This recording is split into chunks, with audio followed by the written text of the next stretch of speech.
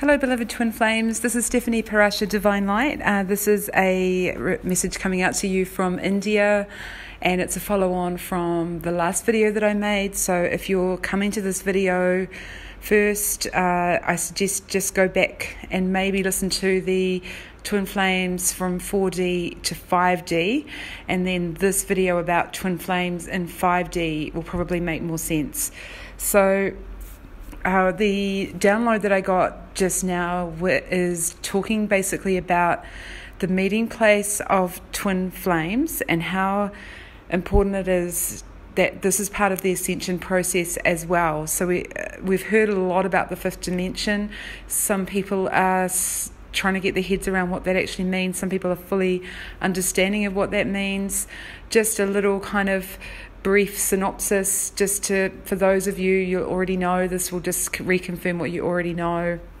For those that are still just new to this, just might help them kind of get their head around this. So the fifth dimension, although it sounds like somewhere kind of in the sky and above us and in a separate kind of existence from where we are right now on planet Earth, it is actually just another time-space dimension that does exist on planet Earth at this time. It has only recently become accessible due to pretty much what I'm hearing is the number of light workers who have awoken and have gone through a particular process which has involved healing and transforming their whole energetic system, which was previously running in the 3D system of functioning, which was pretty much in a survival-based system. So I talked about this in my last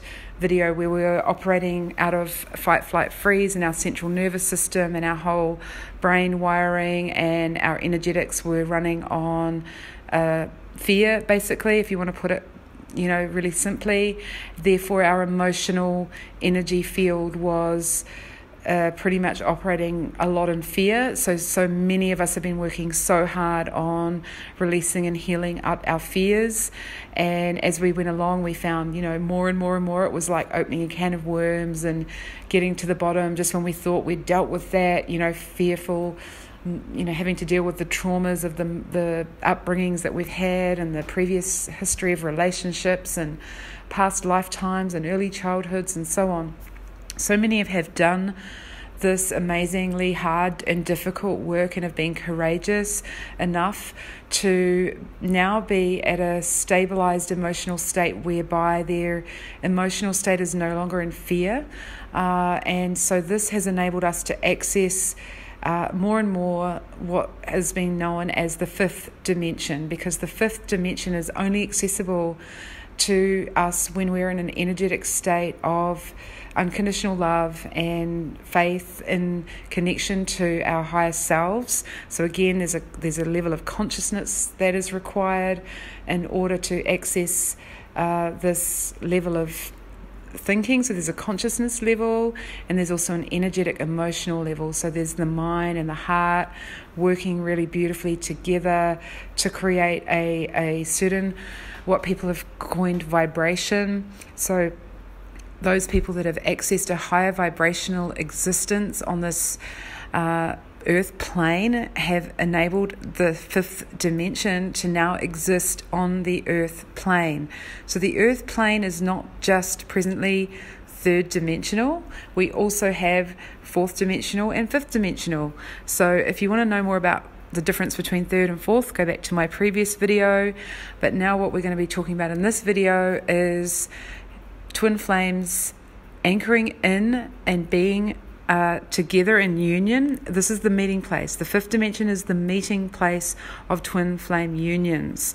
So this works in two ways. So one way is that those of you that are wanting to be in a union with your twin flame are needing to raise your vibration and set your energetic frequency and emotions and thoughts to a higher level of operating, whereby you are not operating out of fear, whether that be conscious, subconscious, on all levels. So that is where you will meet your twin flame and come into union with your twin flame. Twin flame unions will not take place in what's known as the third dimensional frequency, because that is where duality exists, polar opposites exist, where fear exists, and where there are major imbalances, and that's currently where karma is playing out. So you may encounter your twin flame in that third dimensional field. However, it will play out as a third dimensional experience if you are vibrating at that third dimensional rate. So if you're still holding fears and of that your twin flame is not going to want to be with you, or you're not good enough for them, or you're jealous that there was someone else, all of those feelings that come up for twin flames, or you're trying to control and chase after your twin and manipulate the outcome and control the outcome, and you're not prepared to let go and trust in the divine, so that will keep you in a third dimensional limited experience of your twin flame journey. So many of us have realized we've really got to get out of those thoughts, and believe me, I started there fully. I thought I was fifth dimensional when I started, but I so wasn't, and so I've recorded a lot of my journey along the way. So if you're really new to this, you might want to go back and listen to some of my earlier videos on my journey of how I've had to do a lot of healing, and how some of what I've gone through I've recorded and given out to twin flames that are also going through this experience to help us to learn and grow. So as we have chosen to move out of these ways of thinking, we've seen that the fears are not helping us. We know we need to reset our energy. We know in order to come into union with our twin flame, we need to be in unconditional love. It's the how to get there has meant that we've needed to move into what's known as the fourth dimension, which is the transformation zone, which is one of the hardest zones really of dimensional space and energetic frequency to get through, because it involves dealing with the emotions, and a lot of them are the negative, fearful emotions that we're needing to overcome and to heal. And so the old ways in which we used to deal with those, the old tools that we were given under the what we call the old spiritual paradigms, or the old paradigm ways of dealing with these emotional issues and blocks and problems, have been basically thrown out. We're no longer able to use some of those techniques, because what they were based in was also a whole lot of fear.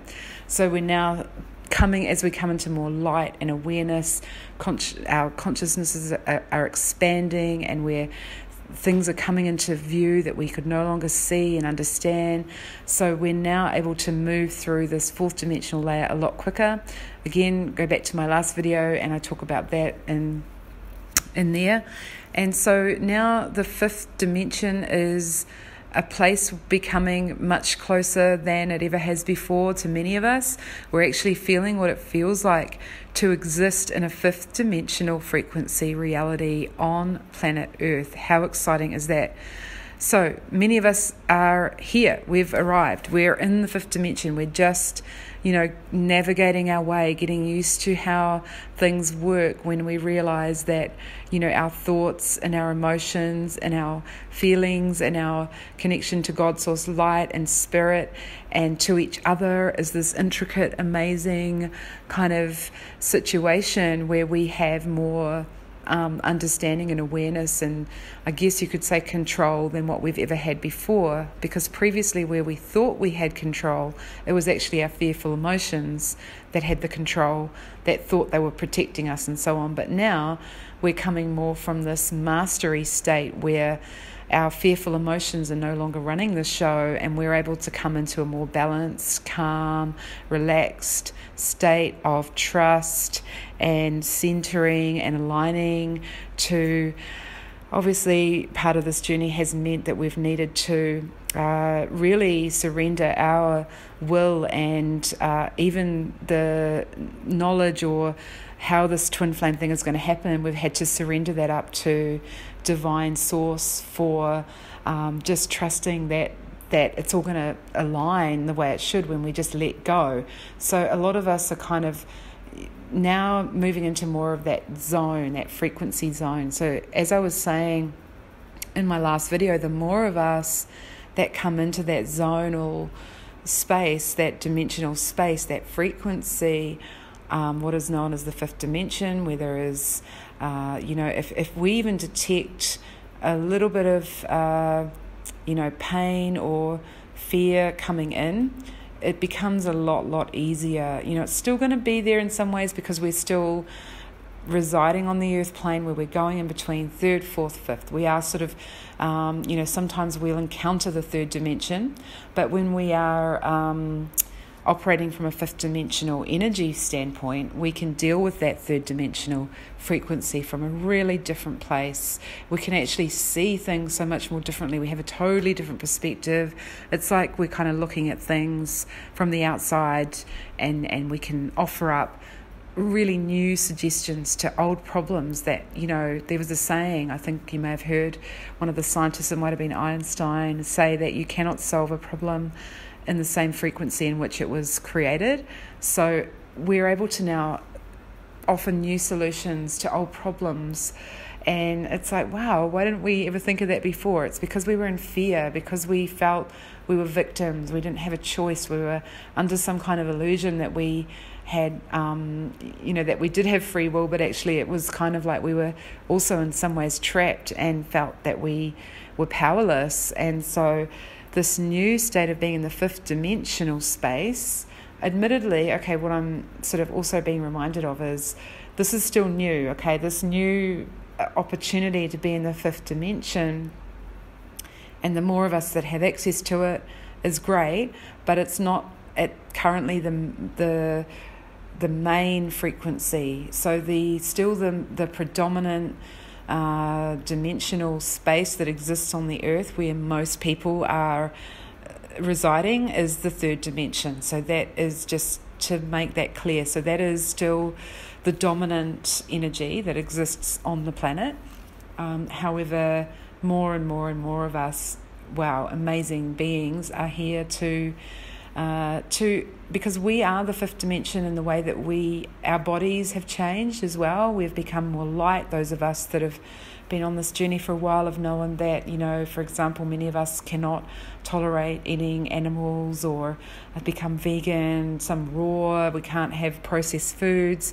So our physical bodies have changed, our friendships have changed, the places that we inhabit have changed. Many of us can't tolerate alcohol and being around very harsh music or energy. So we're really, we are that energy. We are holding that energy within our own human form. So we resonate at that tonal frequency. We can only listen to certain vibrations of music, or the way that people talk, or the words that come out of people's mouths, and the way that it's spoken. It can only be received by us on that frequency. It's like being in that, what I often talk to people about is being on Divine FM. You're tuning into that radio station. You're not tuning into mainstream, radio, where you're just kind of being bombarded with basically the media that represents the dominant consciousness of that mass third dimensional frequency. So so that's just a little bit more about that there, and twin flames must now be coming into union. Pretty much we've been told that for a long time. You can see how our journey has tracked, and you can see now that so many of us have now created this platform, which I'll call the fifth dimension, that it's going to be real easy to climb onto, because so many of us are helping each other. We're pulling each other up onto that platform. We're saying, hey, this is where it happens. This is where it's at. And I know, so I'm hearing some of you that are currently transforming. You're in the transforming stages and feeling like, oh, why aren't I there yet? What's taking me so long? And how come I'm still dealing with this blah, blah, and that situation and so on. Your higher self is there. We are all actually there. So what needs to happen is that you connect more with your higher self, because your higher self is already here. It's just I guess what you can call the lower self, but I don't like higher and lower because, again, that creates that duality. But it's just the human conditioning and some of the old ancestral DNA and memory, cellular memories, and some of those historical traumas and things that are still there. So please don't beat yourself up. I always talk about this. Don't beat yourself up if you feel like it's taking you a wee while longer. Maybe you've taken on extra. Maybe you've said, hey, I'm going to take on an extra 4 or 5 people in my family's karma to heal and work with, because I am an amazing spiritual warrior of light, and I know that I'm powerful and I can break through this. And so it's not about, again, it's not a race, it's not who gets there first, it's that we've all started, you could say some people had more privilege. They might have started a little bit further on than some others because of their previous life situations or where they chose to incarnate into. Some people have chosen to take on extra very difficult childhood experiences and are taking a while to process some of the wounding because it's so deep. And spiritually, when the angels and when our higher self is sitting in this nice comfortable kind of lounge in the 5th dimension, forget how hard it can be down there working through the muck and the compost and the dark, deep, dirty stuff. But as I said in my last video, what we're actually dealing with is we're not really battling our demons. We're actually trying to rescue our little child that got left back there, and we had only these tools to rescue and to keep ourselves safe. As we evolved, we only had limited mechanisms available in the human system. We're evolving, so now we have access to so many more amazing tools of healing and survival that are no longer fear-based survival, that it's all about shifting that balance over. We're coming out of the duality and being imbalanced and out on the seesaw end of the dark side of things. We're coming more into the light. So, and that's not to say now you are in the darkness, therefore you must be dark.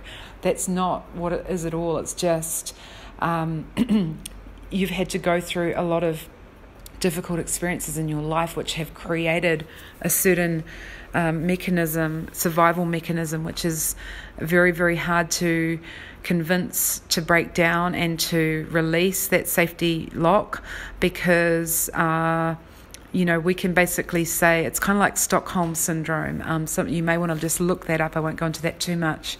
Where there's apparently there was a Japanese prisoner of war that was captured on an island and was kept in solitary confinement, and then the war was over and everybody left the island, and sort of he was left forgotten in this place of solitary confinement. And he was found like maybe 10 years after the war had finished, and yet he was still in that mentality that the war was still on, and he hadn't convinced himself that it was time to let that go now. You're free, you're allowed to go. But because he'd been a prisoner for so long, it took him a long time to get out of, kind of like in some ways, the safety of his prison cell.